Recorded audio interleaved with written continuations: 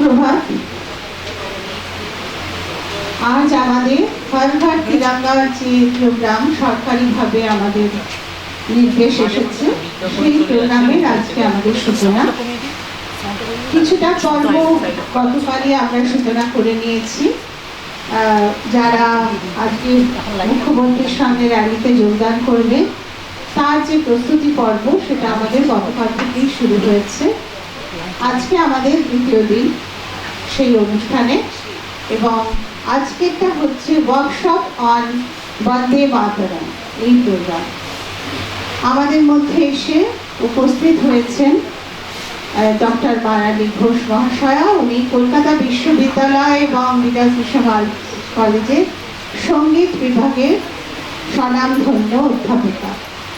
এছাড়াও তোমরা ওনার গান নিশ্চয়ই শুনে থাকবে। বিভিন্ন ইউটিউব তো আজকাল আমাদের একদম হাতে নাগালে, সেখানেই তোমরা সার্চ করলেই ওনার গান শুনে থাকবে। আমরা ওনাকে প্রিয় কৃতার্থ এবং ওনাকে ধন্যবাদ জ্ঞাপন করছি যে উনি ওনার মূল্যবান সময় ব্যাহত করে আমাদের সঙ্গে এসেছেন। এই ওয়ার্কশপটা উনি কন্ডাক্ট করছেন, এই জন্য আমরা ওনাকে আবার গুরুদাস কলেজের পক্ষ থেকে ধন্যবাদ জানাই এবং সাদর সম্ভাষণ জানাই। আমি দীর্ঘায়িত করবো না বক্তব্য। আমরা বন্দে মাতরম যে ওয়ার্কশপ, এটা উনি শুরু করবেন, সঙ্গে আমরা গাইব, এবং আমার নির্দেশ দেওয়াই ছিল যে সবাই লিখে নিয়ে আসবেন সঙ্গে গানটা গাওয়ার জন্য, কারণ প্রতিদিন প্রতিটি অনুষ্ঠানেই আমাদের কিন্তু এই গান দিয়েই শুরু করতে হবে। আগামীকালও প্রোগ্রাম আছে আমাদের, এবং সেটা হচ্ছে আমরা ওয়েবসাইটে বিস্তারিত সব জানিয়ে দেব। আমরা আগামীকাল এই সময় 11টার মধ্যে এখান থেকে র্যালি শুরু করব, সবার হাতে পতাকা নিয়ে, এবং সবাই যেন যথোপযুক্ত ফরমাল ড্রেসে আসবেন।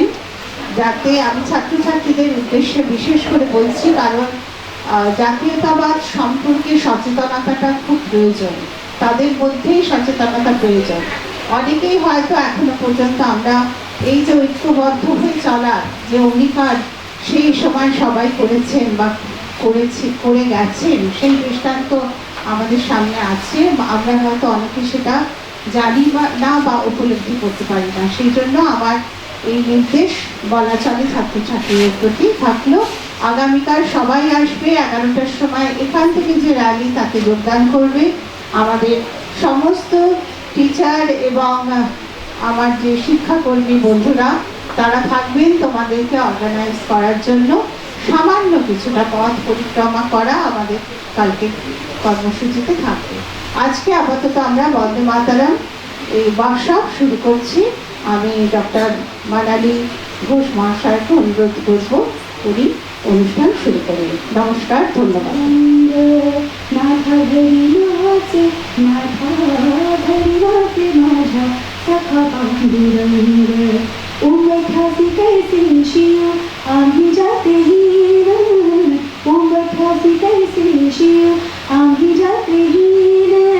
रूप तुझ कैसे पाहूं याद आभीन, रूप तुझ कैसे पाहूं याद आभीन, पाऊरिशी हो दंग गालिया भंग, पाऊरिशी हो दंग गालिया भंग, नाथा घड़ी नाचे, नाथा घड़ी नाचे, नाथा घड़ी नाचे माझा सखा पांडुरंग, आविर गुलाल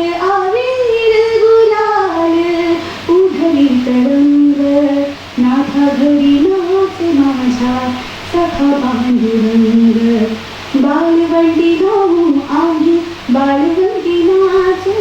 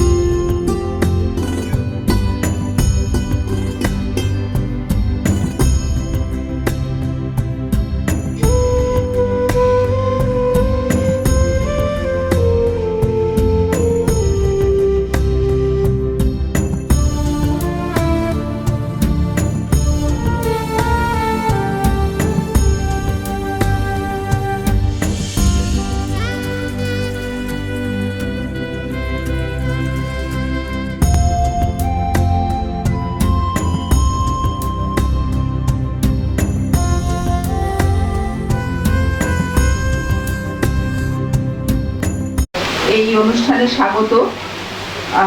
তোমরা হয়তো জানো, আরো ভালো করে জানবে যে আমাদের নেশা মুক্তি অভিযান সম্পর্কে একটি অ্যাওয়ারনেস প্রোগ্রাম, সচেতনতামূলক অনুষ্ঠান আজকে হতে চলেছে। এই অনুষ্ঠানে যারা এসছেন অতিথি, তাদের সবাইকে আমি স্বাগত জানাই। All are welcome in Gurudas college.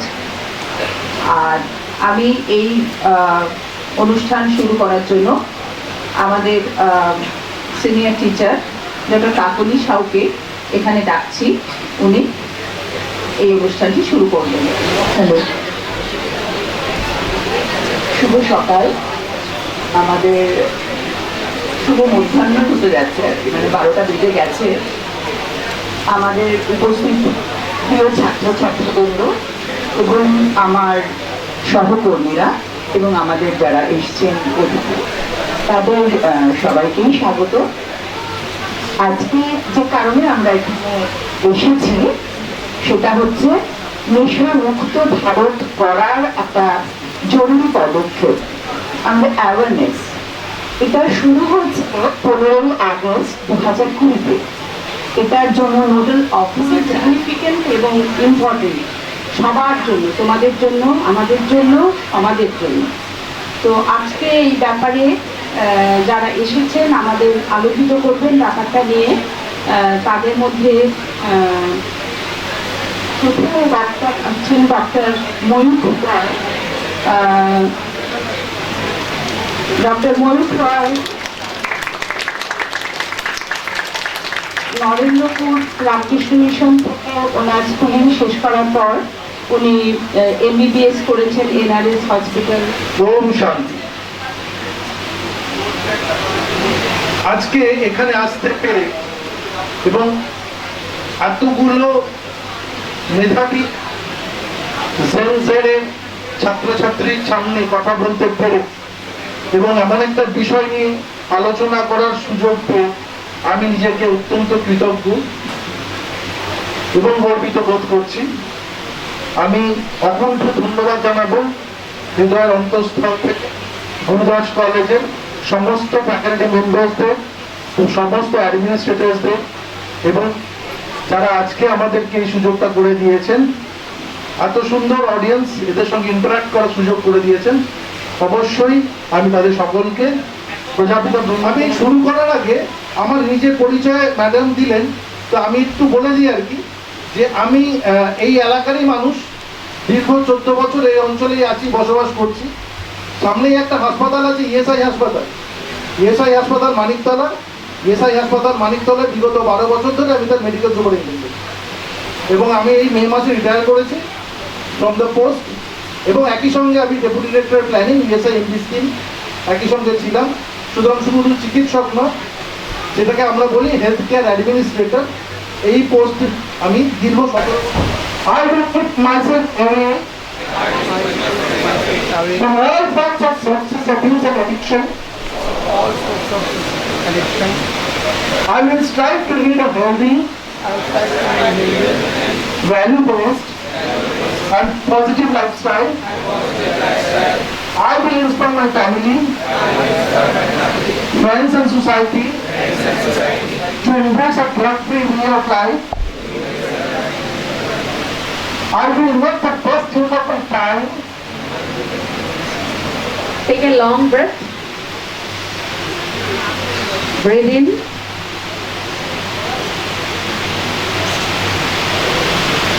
Well, relax the physical body.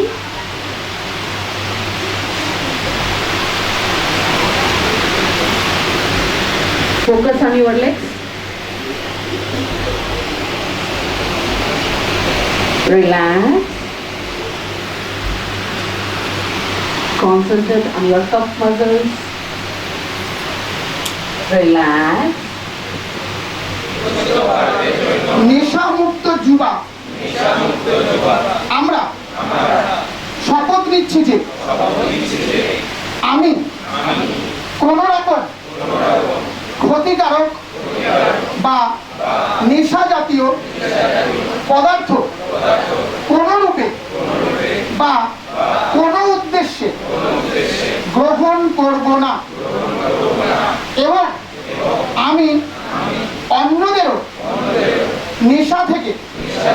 দূরে থাকতে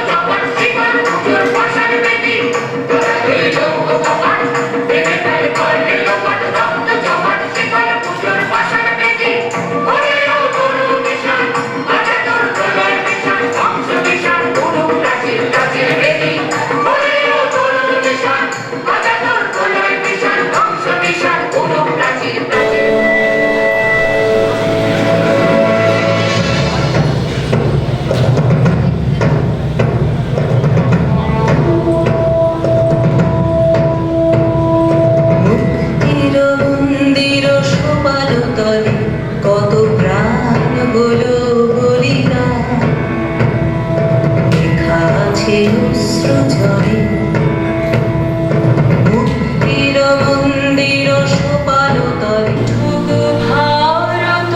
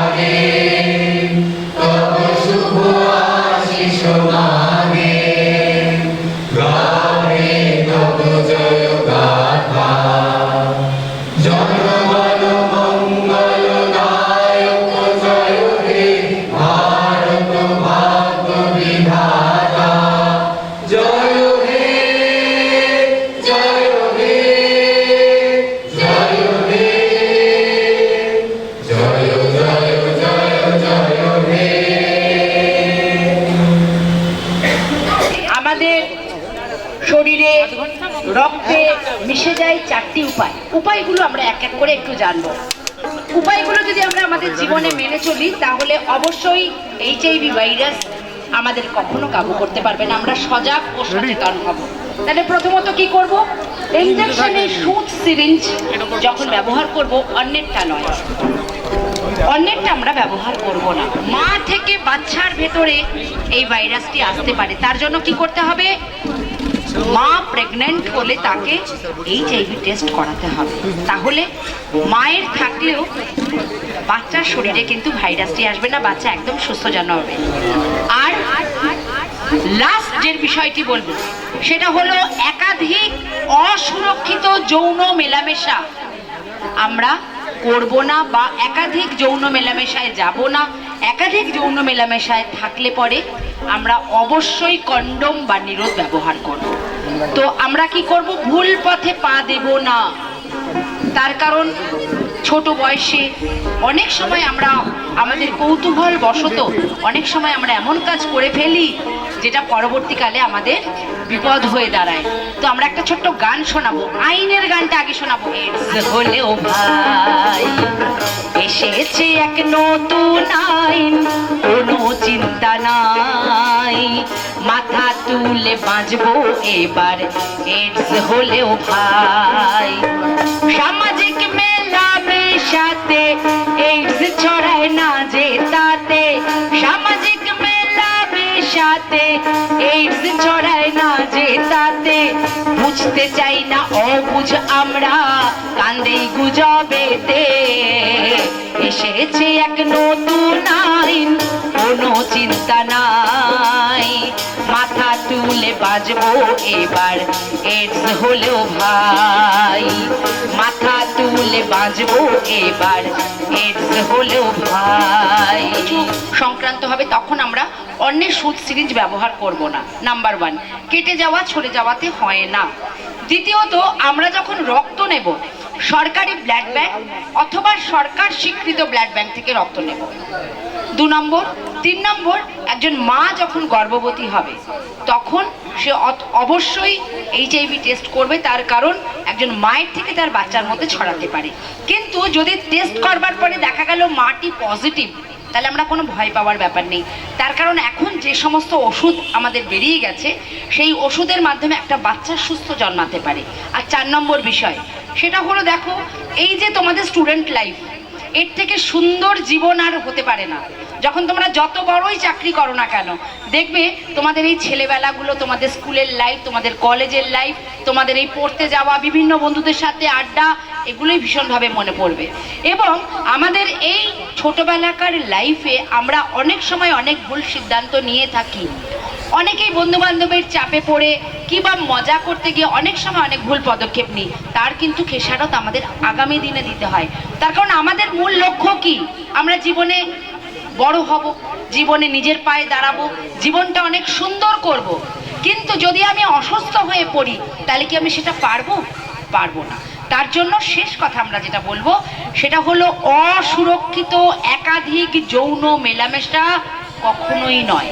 যৌন সঙ্গী একজন, কিন্তু মাঝখানে কিন্তু সেটা হলো যুগটা বদলে গেছে, আগেকার যুগ নেই।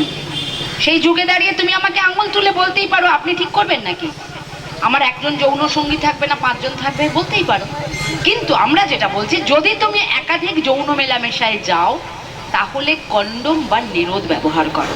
তার কারণ সেখান থেকে আরো অনেকগুলো অসুখ আমাদের ছড়ায় না। সেটা কি কি? সেটা নানান রকমের যৌন রোগ, সেটা এইচআইভি ভাইরাস,